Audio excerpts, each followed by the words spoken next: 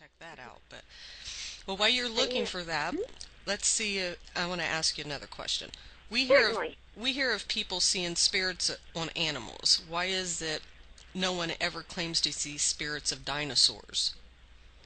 Well, actually, one of the theories behind one of the most famous cryptids in the world, Nessie, the Loch Ness Monster, is that she is actually a ghost of a plesiosaurus. So yeah, I guess they could very well be out there. Wow. Same with Mokembe Mobembe down in the Congo. It's possibly a ghost of a Brachiosaurus. And where was that at again? In the Congo. Oh. But it's called Zaire now. It's in the Congo River. Oh, that'd So be interesting. Basically, your long neck, typical what he's called Brontosaurus, but now they decided Brontosaurus didn't exist, and it's a Brachiosaurus. So that's another theory that it's possibly an animal ghost instead of an actual living dinosaur. And the same thing with some of the flying dinosaurs that reported, especially down in Indonesia, the Ropon and things like that are possibly ghosts of pterodactyls. Mm-hmm. She may have that ready to go now. I think Okay. I have stuff here. Let's see if we can. It's a little far in, but you can definitely hear it. In fact, if any of the listeners out there happen to own a small breed terrier, can definitely pick up on the terrier sound. Okay. We're recording. We're in Great Fires Churchyard.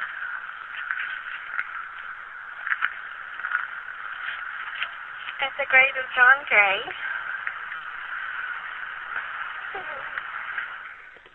Did you hear him? Yes, I did. Oh, wow. Would you like for me to play it again? Please do. That way our Okay. listeners will maybe be able to hear it a little bit better if it's right at the end. Right at the end. Here it is. We're recording. We're in Great Fires Churchyard.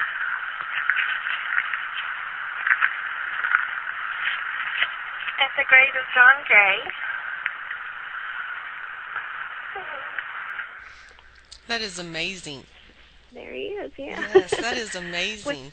When I captured that or when I heard it on the evidence review, I absolutely jumped up out of my chair. Yeah, I would have too. Yeah. I It's one of those would've too. exciting finds. Yeah. Yeah, it would have been us. We'd have been running through the house. Did you hear it? Did you hear it? Right. That's our thing. Okay, I got a really bizarre question.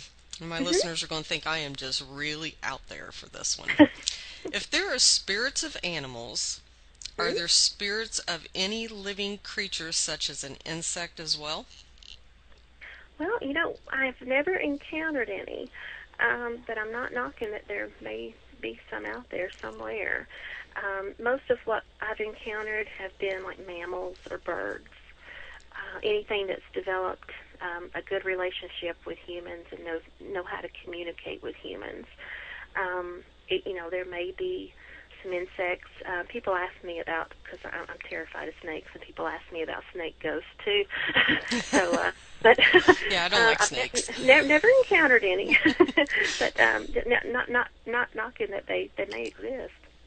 Yeah, that's probably one I really don't want to hear. I'm Right. like I said, I'm out of my comfort zone with the cryptid side now. I would really be uncomfortable with the snake. Right. So, what is your most memorable encounter? Okay, probably that there at Greyfriars Cemetery there in Edinburgh, I would say is number one on the list. We also had, I guess, kind of up to the top of the list as well was down in North Carolina, close to my hometown. There's a little graveyard with some Civil War soldiers buried there. And we encountered this one spirit. I do a lot of dowsing with rods, and while I was dowsing, I encountered this one young. We pegged his age at being around 12 to 14 years old. He was a soldier. He actually, using the rods, was actually able to show us his commander's grave as well. He was buried there close by. The little fella didn't know. I asked him, did he know he was dead, and he didn't. But we were actually able to help him. We don't do this a lot because it is controversial, but we were actually able to help him pass on over.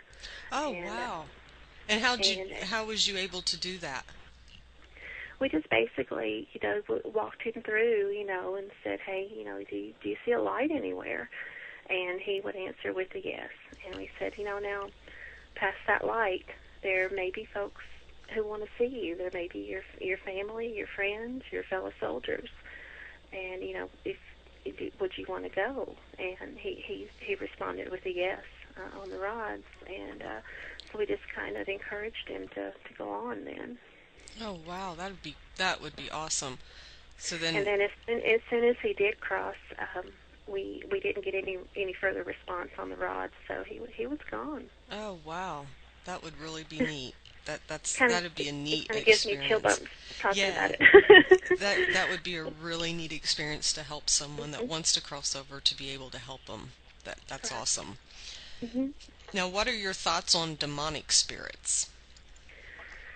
Well, we've never really ran into a Hollywood-type demon. I guess we kind of feel that there's good and bad out there, Demons, per se, are kind of a name that's been put on to bad spirits by the Abrahamic religions.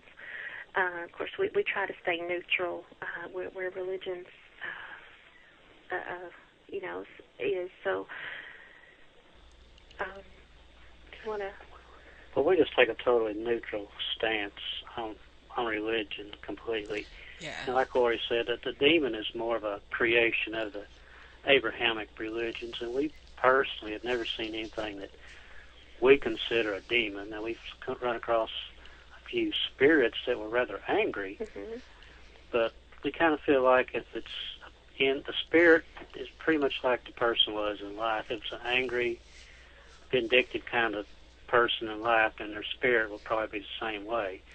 Now, we did run across one place that had a spirit that just seemed to be just extremely angry, but we also surmised that perhaps it's just upset because of the amount of trespassing that's going on. This is in an area that was way off the road, and it's a whole lot of amateur ghost hunters have been trespassing in it, and there's been a lot of vandalism of the headstones. Plus, it's been known probably for close to 50 years of being a place of a lot of illicit activity, so we feel like perhaps this spirit is just plain aggravated with a number of people that's tramping through the graveyards.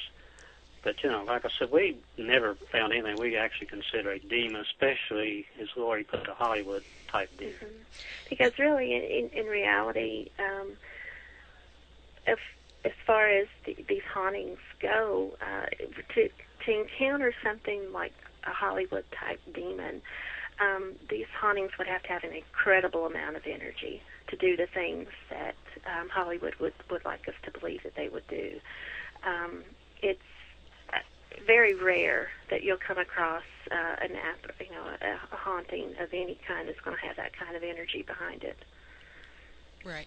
Yeah, I personally, and this is just me, I'm not speaking for my group, just me, I don't like using the word demonic. I use troubled spirits. There you go. That's a much better. Yeah. It really is. That's a good term. We have to remember that one. Thank you. I just think demonic is thrown out there too much, and it is. And I do believe a lot of times it's the reason why it's thrown out there so much is TV. Right. And if there's days I don't want nobody bothering me, I might be a little snappy. I guess I'm a troubled spirit at that time, but yeah. And ghosts are the same way. As in life, so in death. Whatever kind of personality that person has in life, that's the kind of personality their ghost is going to take on. Right, and you get team after team after team coming in asking the same questions. It would be a little aggravating. It would be, again, they're asking me the same questions again. So, yeah. Just leave me alone is what I want to say. Yeah. Right. So, I don't like using the word demonic. I know a lot of teams do any time of anger that they see, oh, it's demonic. I just like the word troubled just because we don't know. They just could be having a bad day. Right, exactly. So yeah. Okay, so Lori, tell us a little bit about the book that you and Ron both wrote, hmm The Gateway Ghost and Local Legends.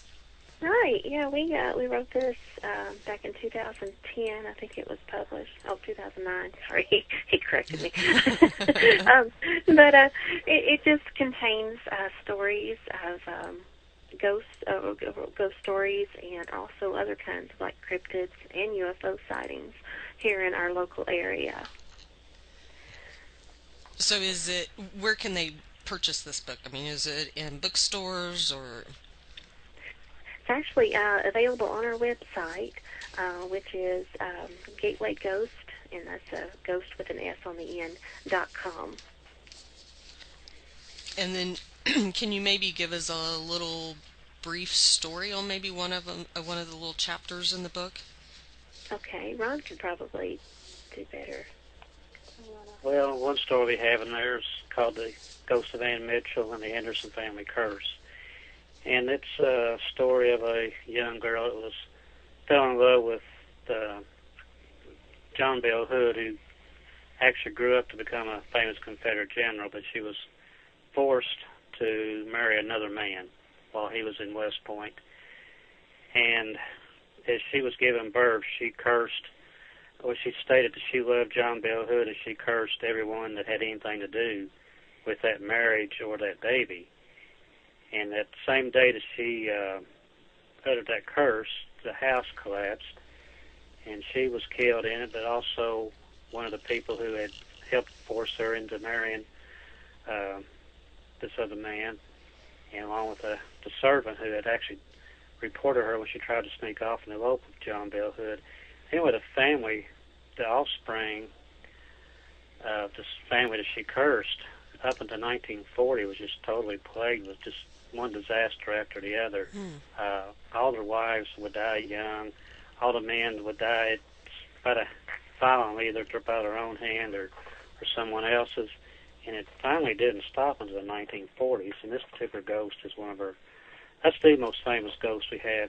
We live in an area known as the Gateway. It's a strip of land that sits between the flat central part of Kentucky and then the mountains of East Kentucky. So it's known as the Gateway. So our book covers about a 50-mile stretch of land through here. And that particular story has been written about in several books and magazines and newspaper articles. It's a very famous ghost. So that's probably like I said, that's the most famous one we have. Now, we've also spoke of the Bigfoot sightings here, and there's just several other ghostly stories, or maybe that are associated with some of the Indian fighting that was here, and some Civil War action. This was a lot of Civil War skirmishing in this area, so it just covers stories like this. And also, we have a UFO sighting in there that actually made the news at the time that it happened. Okay, this one made a national news. Oh, wow. You're going to have to tell us about it. Okay, this happened in a city known as Moorhead. That's about 40 miles east of here. And in the summer of 2003, there were a lot of different UFO sightings in that area, which had not been very common up until that. They've been more common since. But one night, I think it was in November, a very low-flying UFO went over town, and then it actually touched down in a field on the outskirts of town. And suddenly people began to hear a woman screaming out there in the field where the UFO was. She was hollering, "Help me," and "Somebody help me," and things like that. And the switchboard of 911 was lit up, and there were no less than 20 law enforcement emergency workers rushed to that area, and they scanned the area, and they even used heat-seeking lenses and so forth. They never found a thing. But people are very confident that perhaps they heard maybe an abduction occurring there. Later on that night, at 2 or 3 in the morning, they got another call in that same area. Someone had reported a small toddler, about 2 years old, just wandering the road close to where this had set down.